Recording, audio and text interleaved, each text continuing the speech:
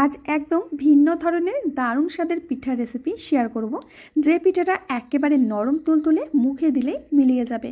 অনেকেই আছেন যারা পিঠা খেতে খুবই পছন্দ করেন, কিন্তু পিঠা তৈরির নানান ঝামেলার জন্য খাওয়া হয়ে ওঠে না। আজকে আমি আপনাদের সাথে একদম ভিন্ন ধরনের একটি পিঠার রেসিপি শেয়ার করব।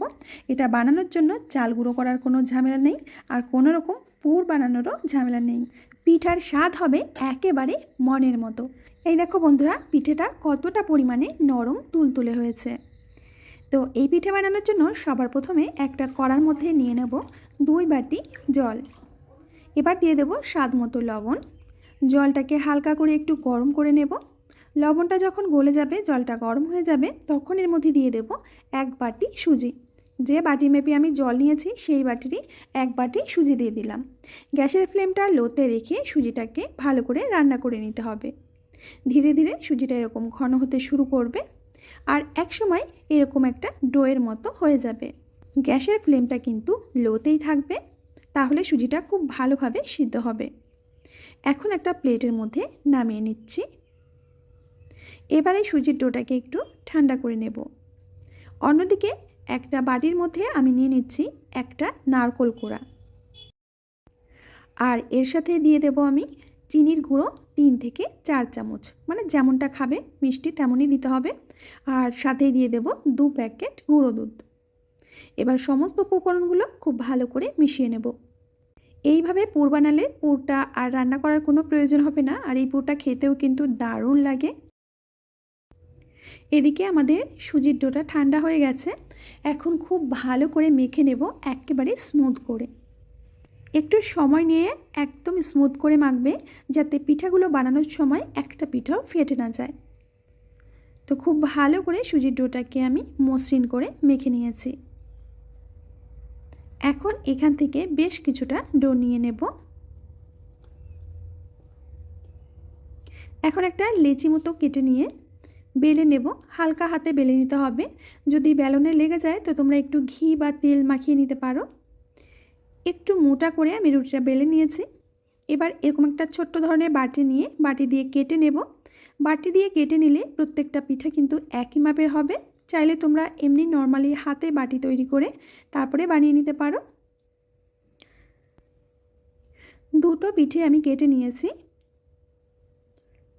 তো এখন একটা প্লেটের মধ্যে তুলে রাখবো। আর একটু মোটা করেই আমি বেলেছি, একদম পাতলা করে কিন্তু বেলবেন না।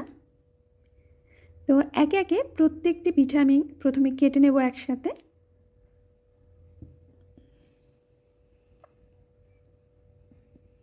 অনেকগুলো পিঠা আমি কিন্তু কেটে নিয়েছি। এখন এখান থেকে একটি পিঠা নিয়ে পিঠার মধ্যে আমি বেশ কিছুটা পুর দিয়ে দিচ্ছি। এবার এই পিঠাটাকে সিল করে দিতে হবে। ঠিক যেমনটা আমরা পুলি পিঠে বানাই সেইভাবেই কিন্তু সিল করে দিতে হবে। চাইলে আপনারা পিঠাটা এরকমই রাখতে পারেন। আমি একটু ডিজাইন করে নেব। একটা পেনের পেছন দিক থেকে এইভাবে একটা ডিজাইন আমি করে নিচ্ছি, যাতে করে পিঠেগুলো দেখতে খুবই সুন্দর লাগে। যাকেই খেতে দেবেন দেখেই কিন্তু মন ভরে যাবে। একটু গ্যাপ করে আমি ছিদ্রগুলো করে নিচ্ছি। এখন একটা চামচ দিয়ে ঠিক এইভাবে ডিজাইনটা করে নিতে হবে।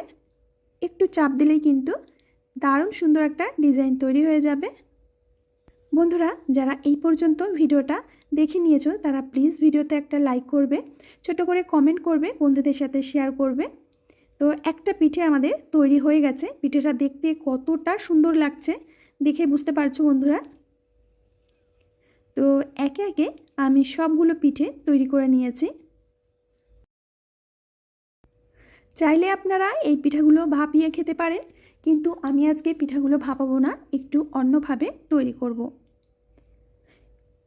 পিঠে ভাজার জন্য আমি একটা ফ্রাইং প্যানে তেল গরম করে নিয়েছি, আর এই গরম তেলের মধ্যে পিঠেগুলো ছেড়ে দিচ্ছি। তেলটাকে প্রথমে ভালো করে গরম করে নিয়ে তারপরে আঁচটাকে মিডিয়াম করে পিঠেগুলো ভেজে নিতে হবে। তো একে একে অনেকগুলো পিঠে আমি দিয়ে দিয়েছি। একটা পাশ মনে হবে যখন একটু হয়ে গেছে তখন উল্টে দিতে হবে। ওই মোটামুটি 2 মিনিট পরে উল্টে দিলেই হবে। উল্টে পাল্টে পিঠেগুলো হালকা করে ভেজে নেব।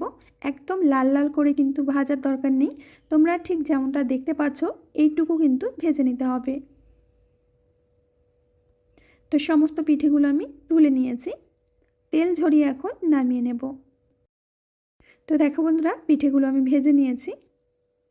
এখন ওই প্যানটা পরিষ্কার করে ওর মধ্যে 1 বাটি চিনি আর দিয়ে দেব 1 বাটি জল। এবার চিনির শিরা তৈরি করে নিতে হবে। মিডিয়াম টু হাই ফ্লেমে চিনি শিরাটাকে জাল করে নেব। ফ্লেভারের জন্য 3 থেকে 4টি এলাচ দিয়েছি। চিনি শিরাটা জাল করে যখন একটু আঠালো ভাব হবে তখন কিন্তু গ্যাসের ফ্লেমটা বন্ধ করে দিতে হবে। চিনি শিরা আমাদের তৈরি হয়ে গেছে। এখন গ্যাসের ফ্লেমটাকে বন্ধ করে দিয়ে গরম গরম শিরার মধ্যে পিঠেগুলো দিয়ে দেব।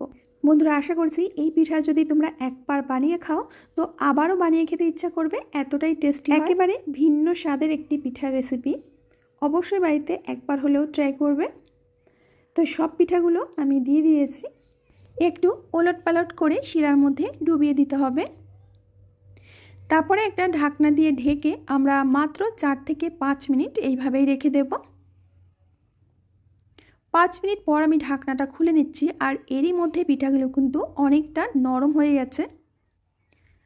তো একটা প্লেটের মধ্যে আমি সাজিয়ে নিয়েছি পিঠাগুলো, দেখতেই পাচ্ছ দেখতে কতটা পরিমাণে সুন্দর লাগছে।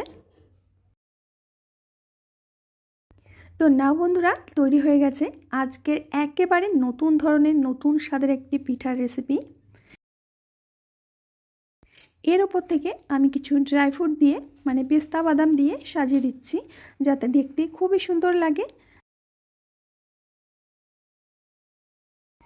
বন্ধুরা, আমি তোমাদের দেখিয়ে দিচ্ছি পিঠাগুলো কতটা পরিমাণে নরম তুলতুলে হয়েছে। মুখে দিলেই কিন্তু একেবারে মোমের মতো গলে যাবে, খেতেও ভীষণ টেস্টি হয়, আর দেখতে তো খুবই সুন্দর হয়েছে, যে দেখবে সেই কিন্তু একটা খেতে চাইবে। একটা পিঠে আমি তোমাদের কেটে দেখাচ্ছি যে কতটা পরিমাণে সুন্দর হয়েছে, নরম তুলতুলে হয়েছে। মুখে দিলেই কিন্তু মোমের মতো গলে যাবে। আর যেহেতু পুরটা আমি একটু অন্যভাবে বানিয়েছি, পুরটা খেতেও কিন্তু দারুণ লাগবে। তো বন্ধুরা, আশা করছি আজকের রেসিপিটা তোমাদের অনেক ভালো লেগেছে। ভালো লাগলে অবশ্যই লাইক কমেন্ট শেয়ার করবে। আমি আজ এখানেই বিদায় নেব, আবার আসবো নতুন রেসিপি নিয়ে। ততক্ষণের জন্য সবাই সুস্থ থেকো, ভালো থেকো।